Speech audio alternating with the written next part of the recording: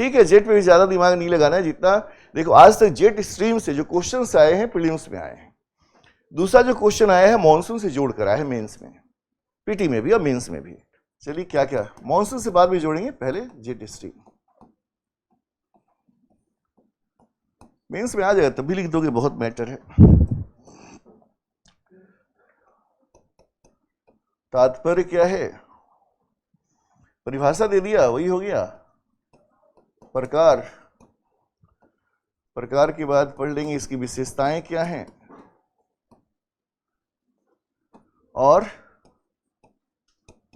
प्रभाव, प्रभाव में यहीं पे भारतीय मॉनसून हमारा मेन टॉपिक है। मॉनसून पर विशेष प्रभाव, परिभाषा पहले गढ़ते हैं, ठीक।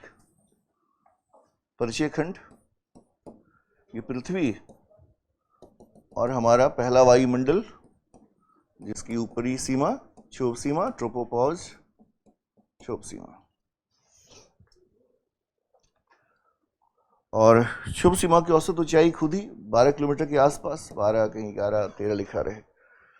क्षोभ सीमा के नीचे बहुत तीव्र वेग वाली वायुधारा की पहचान की गई विश्व युद्ध के समय। उसके पहले कोई नहीं जानता था ऊपर क्या हो रहा है। जब लड़ाकू विमान इस एरिया में जाता था तो कई जगह उन्हें विरोध का सामना करना पड़ा कि बहुत तेज गति की हवाएं आ रही है जो लड़ाकू विमान को आगे बढ़ने नहीं दे रही हैं।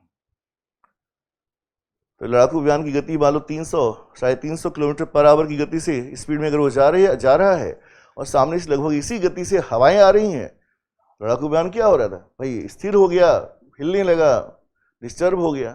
तब खोज हुई कि एक वायुधारा चलती है वायुमंडल में क्षोभ सीमा से थोड़ी नीचे और क्षोभ मंडल में ऊंचाई पर, और इसे ही जेट वायुयान के नाम से ही जेट स्ट्रीम, स्ट्रीम तीव्र गति की सक्रिय पेटी की कोई भी चीजों को भी स्ट्रीम कहते हैं।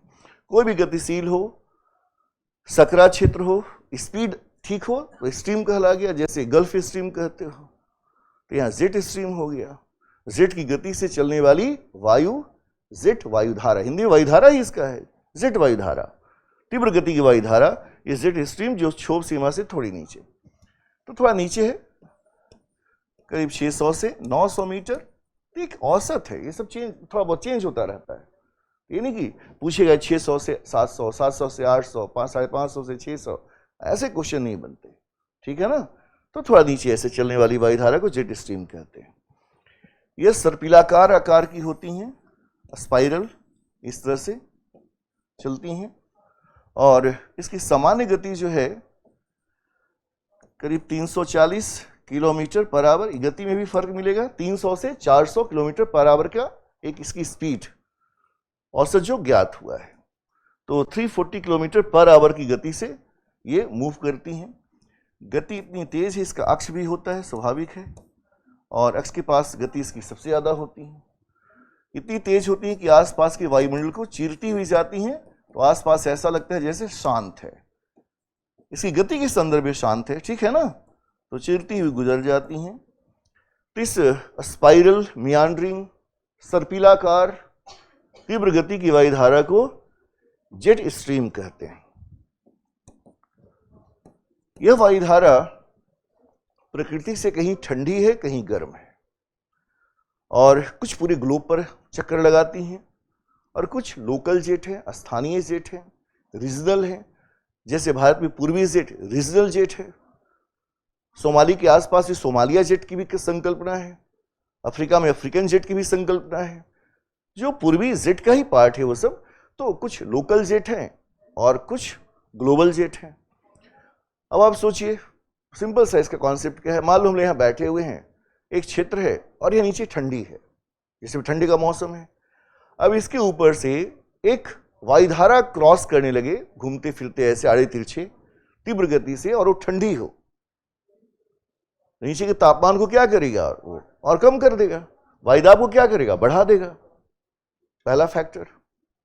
जब जेट भी क्या करेगा, तापमान और वायुदाब में ही परिवर्तन लाएगा, और थोड़ा बहुत क्या कर सकता है, यहां से हवाओं को अपने साथ खींचकर आगे ले जाएगा। जैसे आप खड़े हैं, तेज गति की एक ट्रक भी गुजर गई तो आप हिल गए, मोमेंट ऑफ इनर्शिया। और क्या कहते हैं उसे, जो भी भाई न्यूटन के नियम का कुछ उपयोग कर सकते हैं। खैर, तो ऐसे ही मान लो हम लोग यहां बैठे हैं और गर्म क्षेत्र, गर्म है, गर्मी का मौसम है, ऊपर से एक जेट गुजर गया और वो भी गर्म है, क्या करेगा? तापमान को बढ़ाएगा, लो प्रेशर को मजबूत करेगा, हवाओं को खींचेगा, खींचेगा ना, गर्म है तो हवाओं को खींचेगा, खींचेगा तो यहाँ का लो प्रेशर और भी मजबूत होगा। उल्टा मान लीजिए, अगर ठंडा है और गर्म जेट प्रवेश कर जाए तो वायुदाब को क्या करेगा? वो उच्च वायुदाब को कमजोर करेगा।